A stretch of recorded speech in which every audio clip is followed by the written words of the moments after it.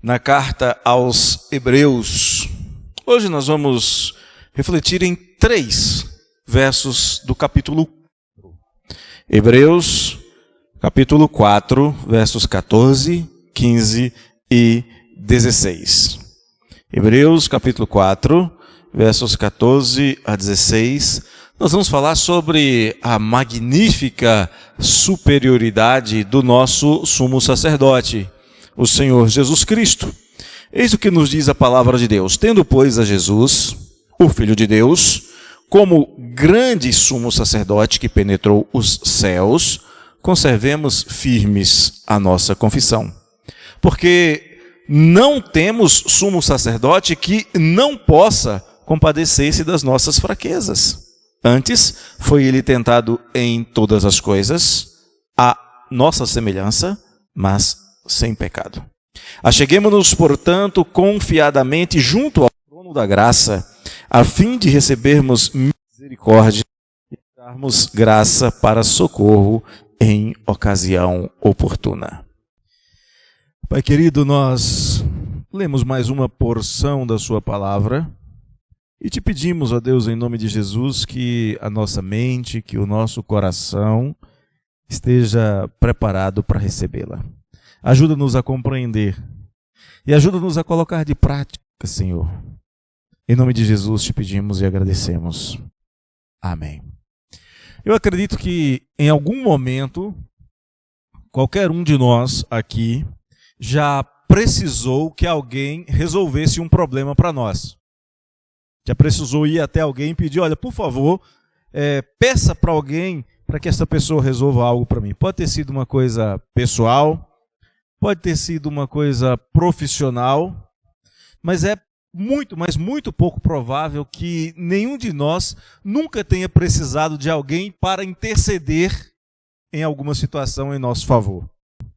Talvez também pode ser que você tenha sido esse intermediário. Alguém chegou para você e disse, olha, eu gostaria que você resolvesse um problema para mim e precisa ser com fulano. Você fez a intermediação. É possível. E também é possível que você seja aquele que um dia tenha recebido o intermediário.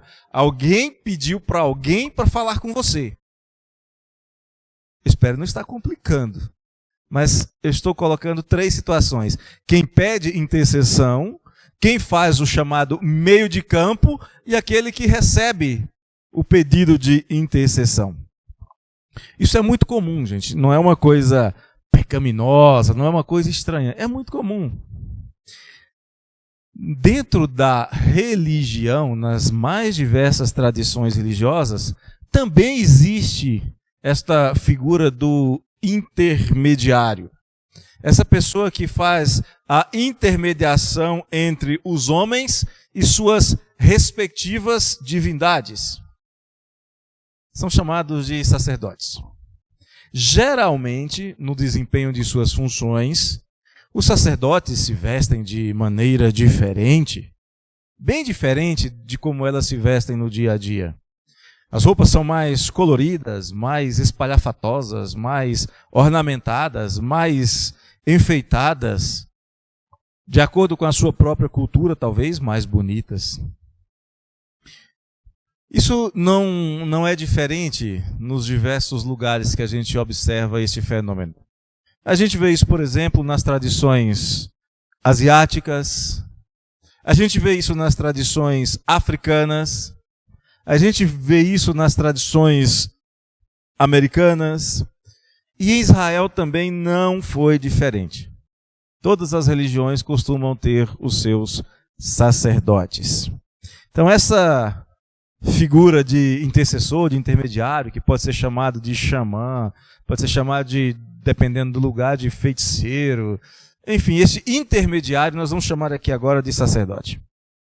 Sem fazer um juízo de valor sobre o que é o sacerdócio correto ou incorreto. E eles geralmente fazem os seus trabalhos em lugares específicos, alguns em templos, outros em casas, outros em bosques, outros em cavernas, enfim. Todos eles têm um lugar onde exercem as suas funções sacerdotais. Em alguns casos existem recintos especiais, salas especiais, às quais só eles têm acesso. No Templo de Jerusalém era assim. Havia o santuário, onde os sacerdotes tinham acesso, mas havia lá no fundo uma salinha especial chamada de Santo dos Santos, onde somente o sumo sacerdote, e uma vez por ano, podia entrar. Então, esse é um padrão que a gente vê acontecer em muitas religiões. Esse texto que nós lemos fala para a gente de um sumo sacerdote que representa de maneira eficaz o homem diante de Deus. Como eu falei, não vou fazer um julgamento sobre os diversos tipos de sacerdotes neste momento. Mas o sacerdócio deste que eficazmente nos representa diante de Deus, ele tem algumas diferenças em relação aos demais sacerdotes.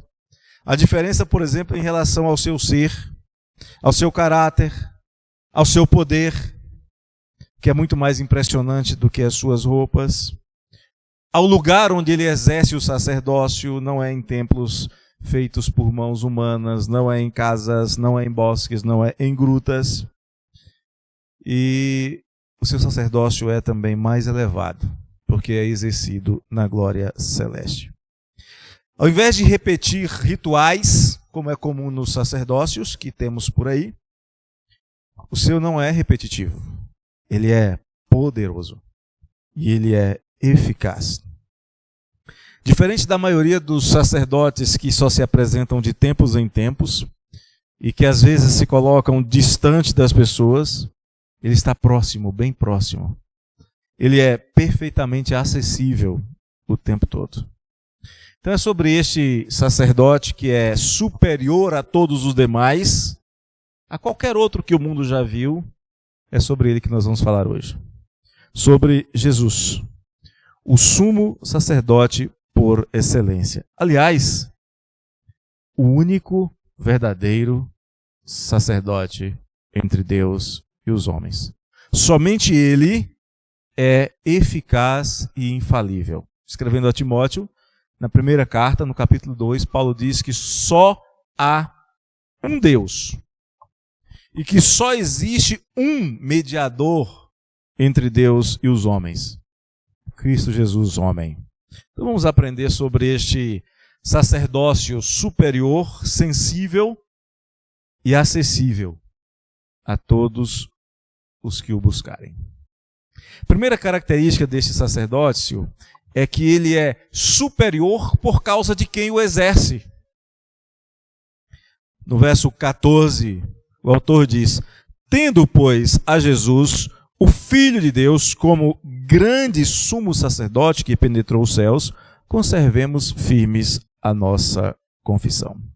Talvez você conheça algum sacerdote de alguma religião ou já tenha visto algum. E se você conheceu há muito tempo, talvez é provável que ele até já tenha sido substituído por algum motivo. Porque o sacerdócio humano tem a limitação que todos nós temos. Limitação de tempo. Envelhecemos, os sacerdotes se aposentam, morrem, outros assumem os seus lugares, até que mais tarde seja necessária outra substituição, e mais outra substituição. Em Israel, o sacerdócio era algo que era exercido por toda a vida, era vitalício. Nos dias de Jesus, não estava sendo assim.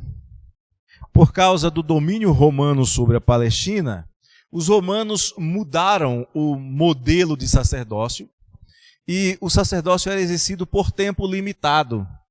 E o que limitava esse tempo não era um mandato, mas era a vontade do governante. E o que movia a vontade do governante era dinheiro. Então, dependendo de quem pagava mais, o sacerdócio mudava de mãos. O que só acentua os limites humanos, inclusive as limitações éticas e as limitações morais daqueles que exerciam o sacerdócio. E o escritor desta carta conhecia muito bem como o sacerdócio deveria funcionar. Provavelmente ele viu o sacerdócio deveria funcionar.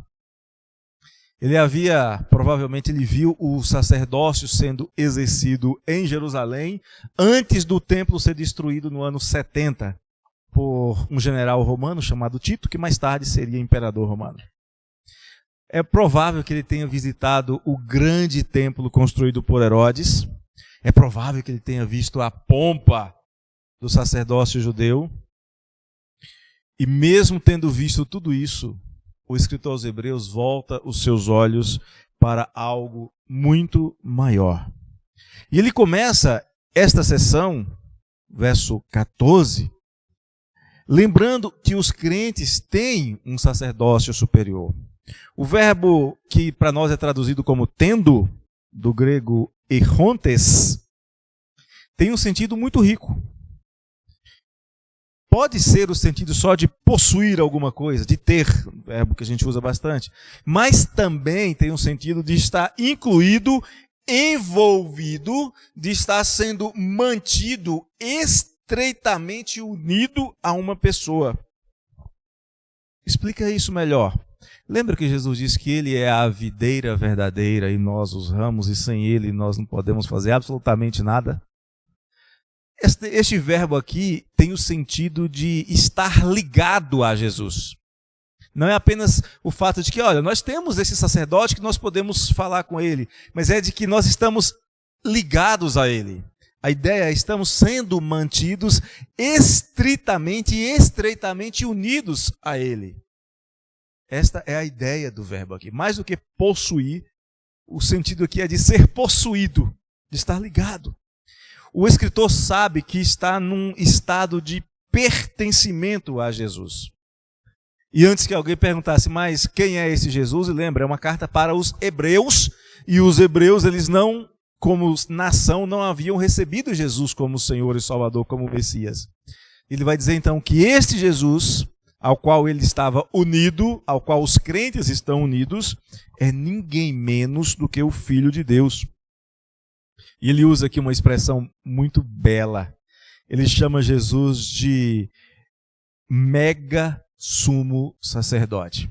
Em Israel tinha sacerdotes e sumos sacerdotes. Mas ele chama Jesus de arquiereia megan, o mega sumo sacerdote, aquele que está acima do sumo sacerdote, aquele que é mais do que o primeiro entre os sacerdotes. E essa ideia de ser maior aqui não é só de tamanho, é de ser superior em todos os sentidos. É maior em importância, é maior em excelência, é maior em virtude, é maior em poder, é maior porque é mais elevado. E embora ele não tenha sido reconhecido por aqueles que deveriam ser os especialistas e recebê-lo, desde o seu nascimento, os sacerdotes não ligaram muito para quando disseram que um menino havia nascido, que o rei dos judeus havia nascido, eles não ligaram. Quando Jesus chega diante deles, eles também não ligam, não atentam para quem está diante deles. Mas o fato é que eles, os especialistas em serem intermediários entre Deus e os homens, não reconhecem aquele que é o intermediário por excelência.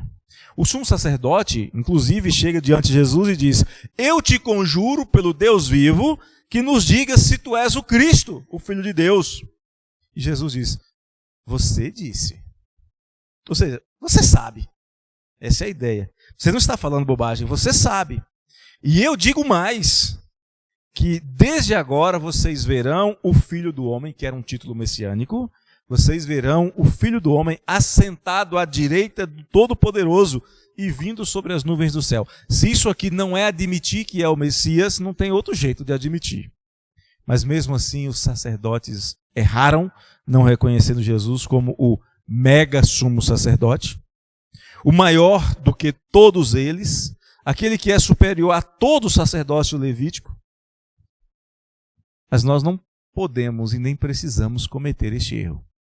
Jesus é o nosso sumo sacerdote perfeito. Nós sabemos quem Jesus é. O mega primeiro sacerdote, o Filho de Deus, aquele que nos liga a Deus, e não existe outro meio de nós conseguirmos nos aproximar de Deus a não ser por meio dele. É o que ele diz em João 14. Lembra que está lá em João 14? Eu sou o caminho e a verdade e a vida. Mas o final da frase é muito importante. Ninguém vem ao Pai senão por mim. Ele é o único sacerdote que intermedia o nosso relacionamento com Deus. Então veja, o sacerdócio de Jesus é superior pelo que ele é, o Filho de Deus. Mas o texto também vai nos dizer que ele é superior por causa do local onde ele exerce o sacerdócio. Tendo, pois, a Jesus, o Filho de Deus, ainda o verso 14, como grande sumo sacerdote que penetrou os céus, conservemos firmes a nossa confissão. Já sabemos que Jesus é superior a qualquer outro sacerdócio. Na verdade, não apenas superior. Ele é o único realmente eficiente. O sacerdote, naqueles dias, oferecia o sangue de bodes ou de touros, e, segundo a lei, isto apontava para que os crentes olhassem para o sacrifício de Cristo. Os sacerdotes representavam tão perfeitamente os homens diante de Deus que carregavam consigo, inclusive, as suas imperfeições. E era por isso que quando um sumo sacerdote tinha que entrar no Santo dos Santos, ele tinha que oferecer um sacrifício pelo povo, a quem ele representava, e ele tinha que oferecer um sacrifício por ele, porque ele era um pecador também. Então era um pecador representando outros pecadores. E eles só tinham acesso a uma sala que representava a santidade de Deus. Mas Jesus, o sacerdote mais elevado, Jesus, o nosso mega sumo sacerdote, nunca entrou no Santo dos Santos do templo em Jerusalém. Nunca. Na verdade, ele foi além. Ele penetrou os céus, diz o texto.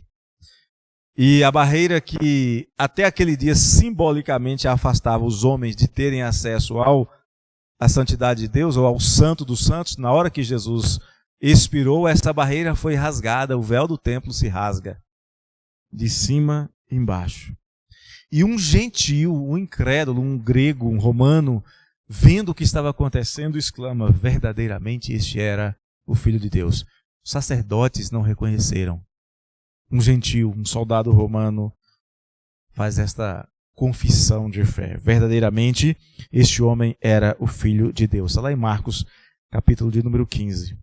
Mas mesmo assim, mesmo com esta confissão, mesmo com o céu se escurecendo, a terra se abrindo, o sepulcro dando os seus mortos, o véu do templo se rasgando, terremoto e tudo mais acontecendo, não houve uma reação positiva dos zelosos, ciumentos, endurecidos e apóstatas sacerdotes do templo de Jerusalém. Isso mostra que para um incrédulo, nenhum milagre, nenhuma evidência são suficientes. Mas qual é a importância de Jesus ser o mega sumo sacerdote? Qual é a importância para nós de Jesus ter penetrado os céus? Lembra que Jesus disse que nenhuma palavra, nenhum sinal da palavra de Deus passaria ou seria sem importância? Tudo que está na Bíblia tem valor. No início deste estudo, nós já demonstramos que o verbo ter indica pertencimento, indica ligação pessoal e inquebrantável com Jesus, com o Filho de Deus. O mesmo que Jesus disse que aquele que está nele não pode ser tomado por ninguém. Jesus, eu dou a vida eterna aos meus. Eles não perecerão e ninguém pode tomá-los da minha mão. Então, quando ele diz isso, nós podemos ter a certeza de que ele também não despreza ninguém que vai a ele, ninguém que o busca para ter vida. Isso significa o seguinte: por nós estarmos ligados a Jesus desta maneira, nós podemos afirmar que nós mesmos já não vivemos, mas vivemos a vida de Cristo em nós. Estar ligado a Jesus significa que quando o nosso mega sumo sacerdote entrou no santuário celestial, ele nos conduziu juntamente com ele. Quando ele entra no santuário para entregar a oferta, a oferta de si mesmo, nas suas mãos estamos cada um de nós. Nós entramos com Ele, nós estamos ligados a Ele. É por isso que aquele que está em Cristo pode ter certezas que ninguém mais tem. É por isso que nós podemos dizer, andamos por fé e não por vistas. E mesmo que façam sacrifícios muito bem elaborados por aí, eles são só, podem até ser deslumbrantes, mas são inúteis. Nós não precisamos deles, nós andamos por fé. Nós sabemos que o nosso sumo sacerdote nos conduziu em suas mãos para nos apresentar a Deus como igreja, como noiva, pura e sem mácula. E é por isso então, diz o texto, que nós podemos permanecer firmes, permanecer inabaláveis. Podemos conservar firmes a nossa confissão de fé. Nós não negamos a fé no Senhor Jesus, mesmo que tenhamos que enfrentar situações desanimadoras, mesmo que as circunstâncias sejam muito ruins, nós mantemos firme a nossa confissão de fé no Senhor e Salvador Jesus Cristo, porque Ele nos sustenta. E porque Ele diz que aquele que perseverar até o fim, e mesmo que este fim seja a morte física, aquele que perseverar até o fim, receberá das suas mãos a vida eterna. Então, o escritor aqui está nos fazendo um desafio. Ele está dizendo o seguinte: se você é crente, se você anda por fé, se você está entre aqueles que creem no Senhor Jesus, então você pode aceitar esse desafio e esse projeto de vida. Porque você é mais do que vencedor por meio de Jesus Cristo. Você é mais do que vencedor por causa daquele que te amou.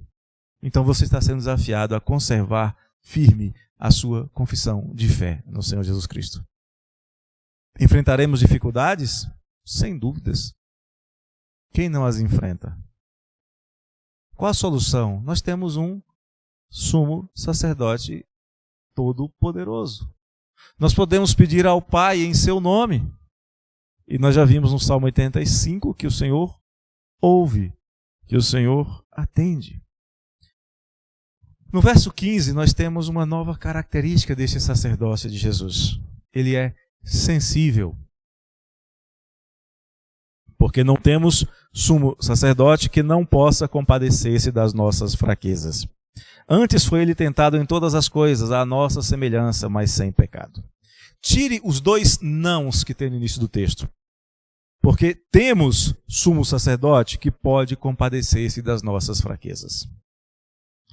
Quantas pessoas hoje conseguem receber alguma forma de atenção por parte dos líderes máximos das suas religiões? Quantos membros de uma religião podem hoje procurar os seus líderes máximos em momentos de angústia e receberem palavras ou ações confortadoras? Quantos podem chegar ao presidente, ao apóstolo, ao bispo, seja lá que nome que se dê, a qualquer momento? Se forem momentos de alegria, talvez, e ainda assim acredito que é muito pouco provável.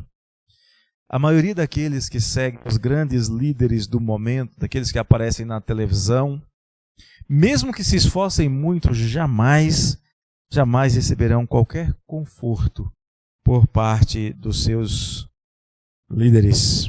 Continuarão com suas dores, com suas angústias, com suas dúvidas. Continuarão como era o povo de Israel nos dias do ministério terreno de Jesus, antes da crucificação. Lá em Mateus 9, diz que Jesus olha para aquele povo e se condói deles, se compadece deles, porque estavam aflitas e exaustas, como ovelhas que não têm pastor. Os sacerdotes de Jerusalém, por exemplo, eles não ficaram felizes quando Jesus se condoeu do sofrimento de um homem que tinha a mão ressequida. E quando Jesus cura a mão daquele homem lá em Marcos 3, eles, ao invés de se alegrarem, se enchem de furor contra Jesus. Está em Lucas 6. Eles se encheram de furor e discutiam entre si quanto ao que iam fazer contra Jesus, porque havia curado um homem num sábado. A mesma dureza de coração eles vão mostrar quando Jesus cura um cego. Não havia no coração deles alegria com os que se alegravam e nem dor com os que sofriam. Eles não tinham sensibilidade. Mas o nosso sumo sacerdote, o nosso mega sumo sacerdote é diferente. Nós podemos confiar e podemos guardar a nossa confissão de fé nele, porque ele se compadece de nós. Estamos ligados a ele, temos intimidade com ele, e neste exato momento, aqui e agora, como diz o verbo lá do verso 14, nós estamos ligados a ele de tal maneira que ele pode sentir a nossa dor. Ele tem o mesmo sentimento, o mesmo sofrimento, e no exato momento em que nós sofremos. O verbo compadecer, do jeito que aparece no original, significa ter dor neste momento. Ter no mesmo momento o mesmo sentimento que você tem. Já pensou nisso? Na hora que a tua dor chega, ele está sentindo junto com você. Ele não passa a sentir quando nós relatamos. Ele não passa a sentir quando alguém liga para ele dizendo. Não. Ele sente quando nós sentimos. Ele sente as nossas fraquezas. Ele sente quando a gente não consegue fazer o que devia fazer, ou cede fazendo o que não deveria ter feito. Ele sente conosco. Pensou nisso? Jesus sente com você. Ele sabe o que você sente. Ele sabe o que significa ser provado. Ele sabe o que significa conviver com o tentador e com as tentações. É claro que a diferença é que ele venceu e nós caímos.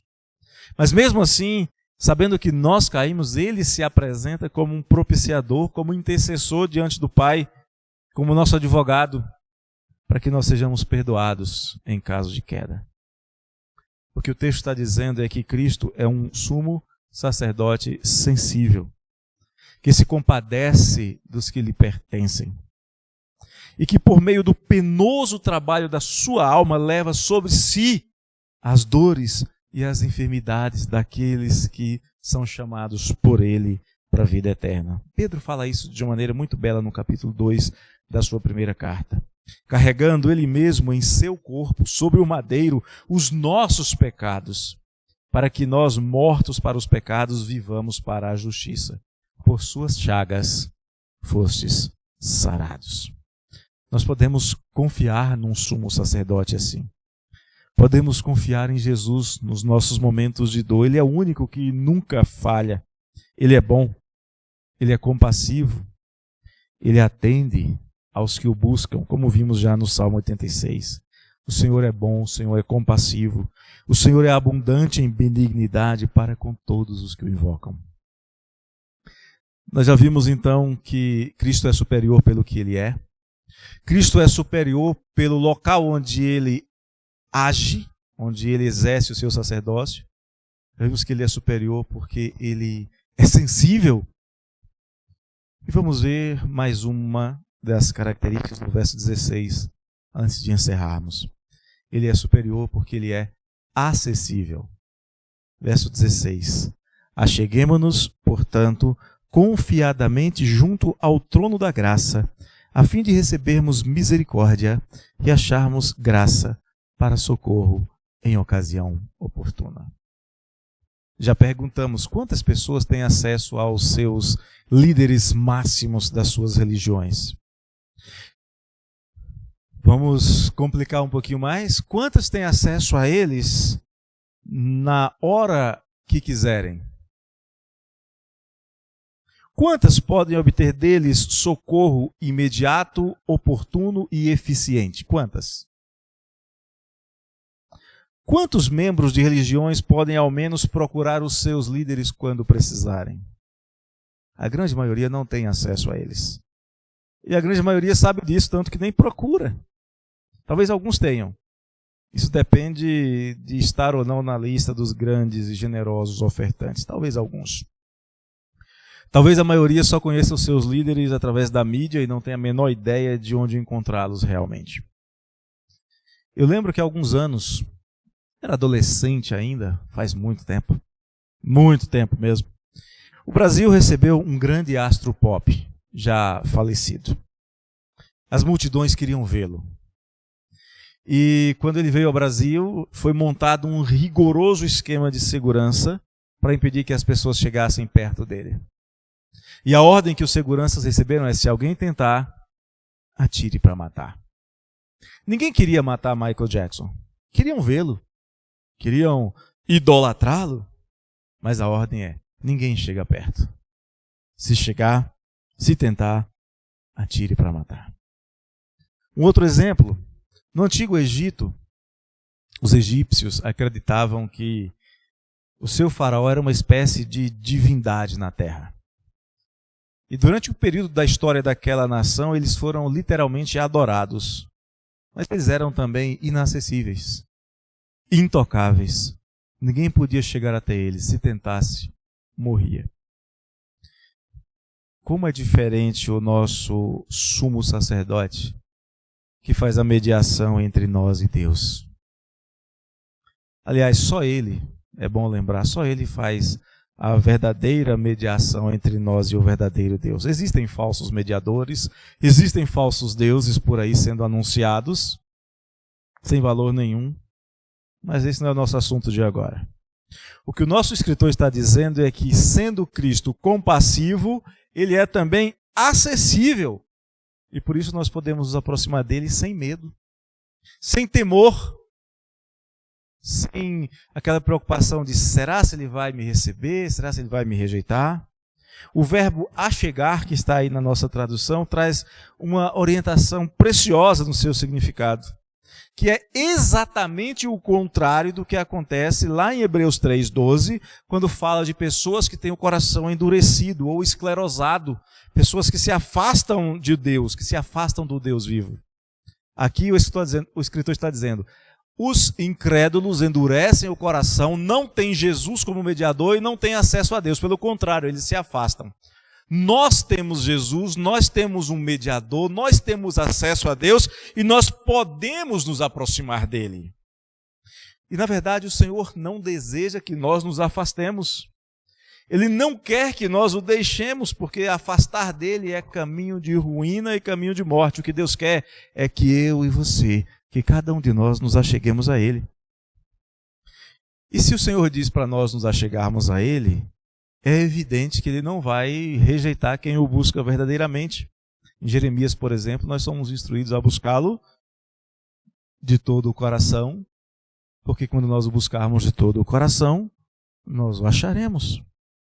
É ele quem chama o pecador à sua presença para restaurar o pecador, para purificar o pecador do seu pecado, para dar vida ao pecador. Eu gosto muito de Isaías 55, onde o Senhor diz: inclinai os ouvidos e vinde a mim. Ouvi, e a vossa alma viverá, porque convosco farei uma aliança perpétua, que consiste nas fiéis misericórdias prometidas a Davi. Nós podemos dizer que esta é uma santa vocação, é um santo chamado. E quem atende a esse chamado, quando ele diz: inclinai os ouvidos e vinde a mim, quem atende esta vocação e tenta se aproximar de Deus, nunca vai ser recebido com um não. O não é para aquelas pessoas de coração endurecidos. O não é para aquelas pessoas que não o buscam de todo o coração. A rejeição é para os hipócritas, é para os desobedientes. E muitos deles ouvirão no último dia da boca do próprio Senhor Jesus: nunca vos conheci. Mas se você não é assim, se você quer buscá-lo de todo o coração, então, diz o texto de Hebreus 4:16, você pode se aproximar dele com confiança. Você pode se aproximar dele em plena certeza de fé. Por mais que ele seja o mega sumo sacerdote, você pode se aproximar dele sabendo que você não será rejeitado. Porque a presença do Senhor para aqueles que o buscam com sincero coração, diz o capítulo 10 desta carta, aqueles que têm plena certeza de fé, aqueles que têm um coração purificado da má consciência e lavado o corpo com água pura, a certeza é que o trono do Senhor é um trono de graça.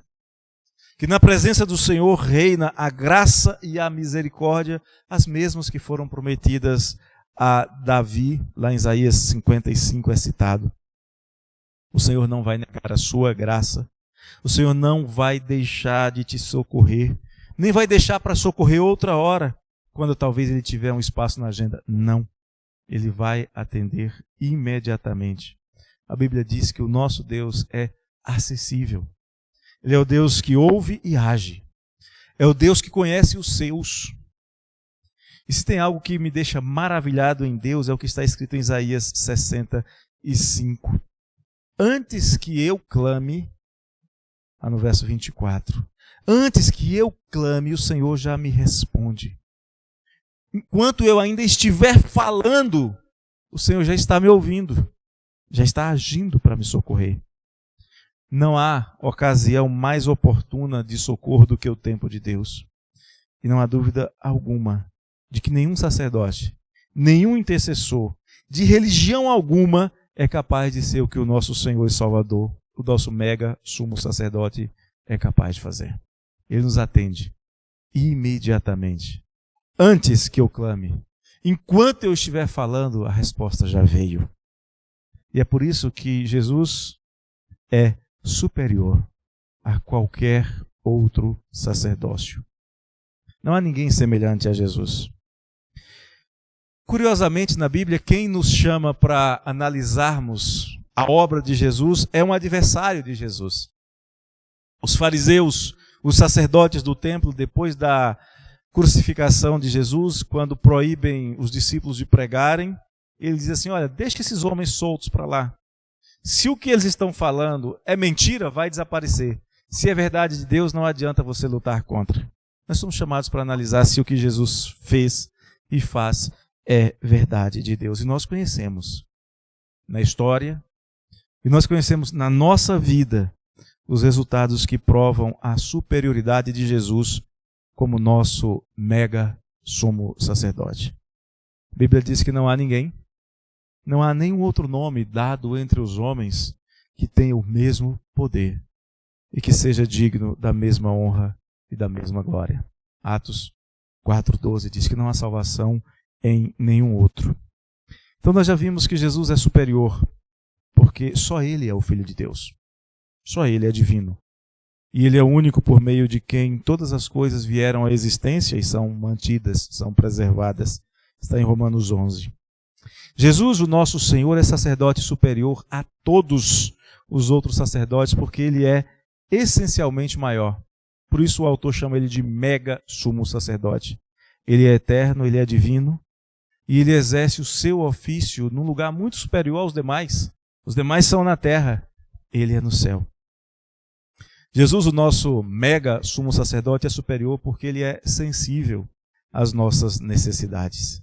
Ele conhece as nossas fraquezas e Ele nos dá o suporte sempre que nós precisamos. Lá no Salmo, em 2 Samuel 22, o salmista diz: na minha angústia invoquei o Senhor. Clamei a meu Deus e Ele do seu templo ouviu a minha voz e o meu clamor chegou aos seus ouvidos. Ele é sensível ao nosso clamor. E Jesus, o nosso mega sumo sacerdote, Ele também é superior porque Ele é acessível. Podemos buscá-lo a qualquer tempo. Podemos buscá-lo em qualquer lugar, com uma certeza. Nós sempre encontraremos socorro em Jesus nas nossas tribulações. No Salmo 46, o salmista diz: Deus é o nosso refúgio e fortaleza. Deus é o nosso socorro bem presente nas tribulações. Portanto, o ensino da palavra é: buscai-o e Ele se deixará achar. Mas buscai-o enquanto se pode achar. Buscai a Jesus, o nosso mega sumo sacerdote, como diz o escritor aqui aos Hebreus. Que o Senhor nos abençoe. Se os irmãos têm alguma pergunta ou observação, fiquem à vontade. Vamos orar então, queridos, concluindo. Depois a gente passa aos avisos e ainda temos um hino para louvarmos ao Senhor nosso Deus, o hino de número 109.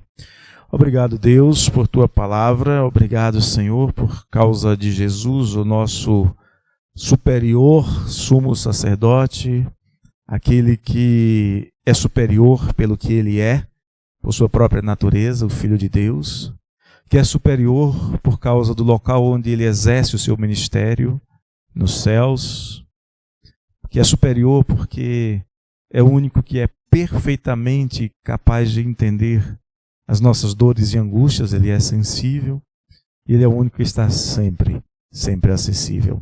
Obrigado a Deus, nós te rendemos graças.